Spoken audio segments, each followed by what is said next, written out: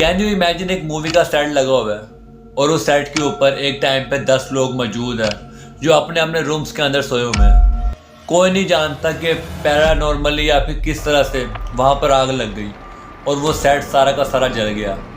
और सिर्फ सेट ही नहीं जला, जितने भी लोग वहाँ पर मौजूद थे उनमें से 9 लोग मारे गए और 10 में से सिर्फ एक करैक्टर ज़िंदा बचा जो कि लिंडा ब्लेयर का था, जो इस मूवी के अंदर मेन करैक्टर को, मेन रोल को प्ले कर रही थी। और कोई नहीं जानता कि ये करैक्टर किस तरह से बचा, बट ये एक मिस्ट्री है। आज मैं बात करने वाला हूँ एक ऐसी मूवी के बारे में जिसके बारे में इतने रूमर्स हो रहे थे, जिसके बारे में इतना ज़्यादा खौफ फैला था उस वक्त कि लोग जो इसको देखने के लिए थिएटर्स में गए थे उन्होंने कहा था कि हम जब इसे देख रहे थे तो हमें ऐसा लगा जैसे कोई हमें पकड़ के बैठा हुआ है। बहुत से लोगों ने कहा कि हम जैसे पोजेस्ड हो चुके थे वहाँ बैठे बैठे, और कुछ लोगों ने यहाँ तक कह दिया कि भाई हमारा सांस फूलने लग गया था। लेकिन सबसे क्रीपी बात ये थी कि जितने भी लोग इस मूवी को देखने के लिए गए थे उनमें से ज़्यादातर लोगों को हार्ट अटैक आ गया था सिर्फ इस मूवी के करैक्टर्स को देख कर ही। और इतनी हॉरिफाइंग और ख़तरनाक मूवी थी द एग्जॉर्सिस्ट द बिलीवर। एक ऐसी मूवी जिसने हिस्ट्री के अंदर अपना एक नाम बनाया और आज भी लोग इसके बारे में सुन के डर जाते हैं। एंड नोबडी नोस के इतनी मिस हैपनिंग्स इसके साथ कैसे हुई। तो आज हम बारी बारी उन मिस हैपनिंग्स के बारे में बात करेंगे जो इस मूवी को शूट करने के दौरान हुई। तो चले टाइम वेस्ट किए बगैर अपने टॉपिक की तरफ चलते हैं। सबसे पहले हम बात करेंगे इस मूवी को जिसने प्रोड्यूस किया था उसे कितना लॉस आया था। एक मेन कैरेक्टर जिसका नाम मैक्स वॉन साइडो है, जिस मूवी के अंदर लैंगस्टर मैरिन नाम का एक कैरेक्टर प्ले कर रहा था। अचानक उसके ब्रदर की डेथ हो जाती है स्वीडन के अंदर और सडनली उसको फौरन काम छोड़ के जाना पड़ जाता है और 2 से 3 हफ्ते तक शूटिंग डिले रहती है, जिसकी वजह से प्रोड्यूसर को काफ़ी लॉस रहता है। उसके बाद लिंडा ब्लेयर जो इसके अंदर रैगन नाम का मेन कैरेक्टर प्ले कर रही है, उसको अचानक कॉल आती है कि उसके ग्रैंडफादर की डेथ हो गई है और फिर से मूवी में डिले आ जाता है 3 से 4 हफ्तों का, जिसकी वजह से प्रोड्यूसर को काफ़ी ज़्यादा लॉस बर्दाश्त करना पड़ता है। और ये लॉस ये नहीं कि सिर्फ लैक्स में था, इट वाज इन मिलियन, क्योंकि जब एक बड़ी मूवी शूट की जाती है तो उसके ऊपर काफ़ी पैसा लगा हुआ होता है।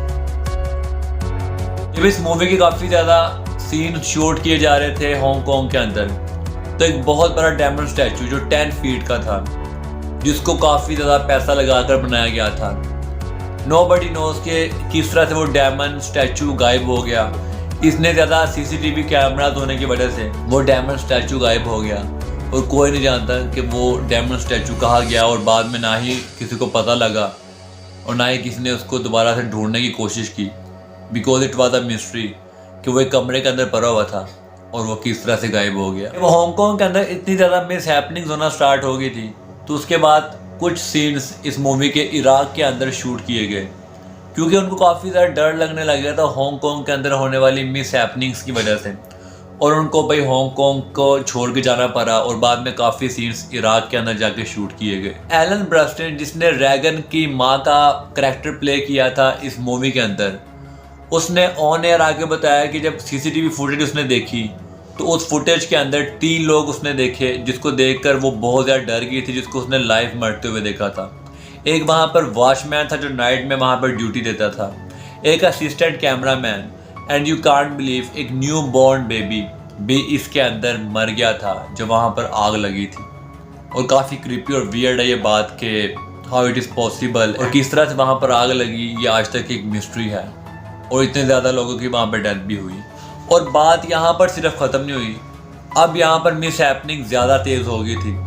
मैक गोवन जो इसके डायरेक्टर थे मूवी के, उनकी फ्लू की वजह से डेथ होगी। नोबडी नोस कि उनको फ्लू किस तरह से हुआ। कुछ लोगों ने कहा कि शायद उन्होंने ठंडी चीज़ ले ली थी, ठंडी बियर या फिर ठंडा पानी, कुछ भी, जिसकी वजह से उनको फ्लू हो गया। और उसके बाद वो फ्लू बढ़ता बढ़ता इतना तेज़ था कि उस डायरेक्टर की जान चली गई। उसके बाद जो अभी मैं आपको बात बताने वाला हूँ, शायद सुनने के बाद आप यकीन नहीं करेंगे, but this is real. Linda Blair जो रैगन का करैक्टर प्ले कर रही थी, उसके अंदर डेमन्स आते थे, उसके अंदर रूहें आती थी जो उसको पोजेस कर लेती थी और बाद में सेट के ऊपर वो काफ़ी लोगों को थ्रेट करती थी, मारती भी थी।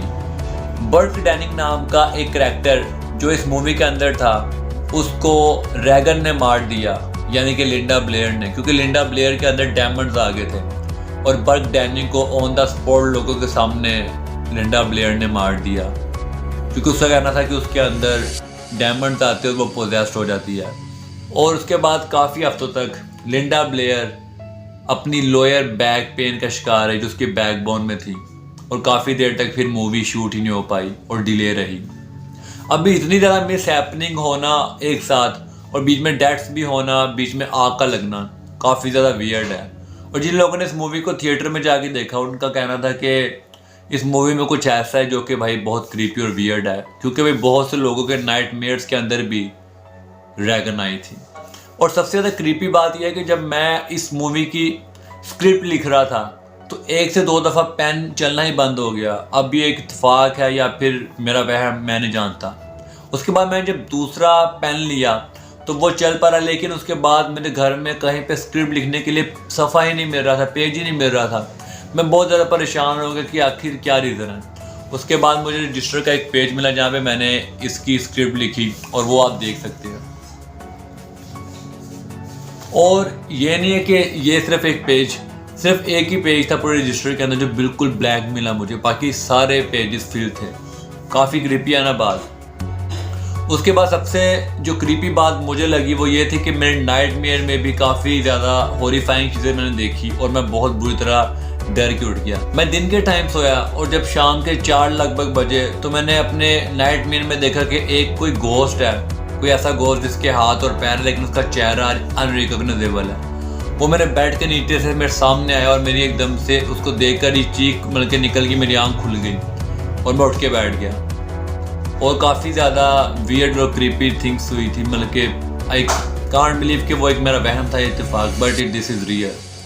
और हो सकता है कि ये वीडियो देखने के बाद तुम्हें भी नाइटमेयर आए और तुम्हारे भी नाइटमेयर में कोई भूत या डेमन वगैरह तुम देखो।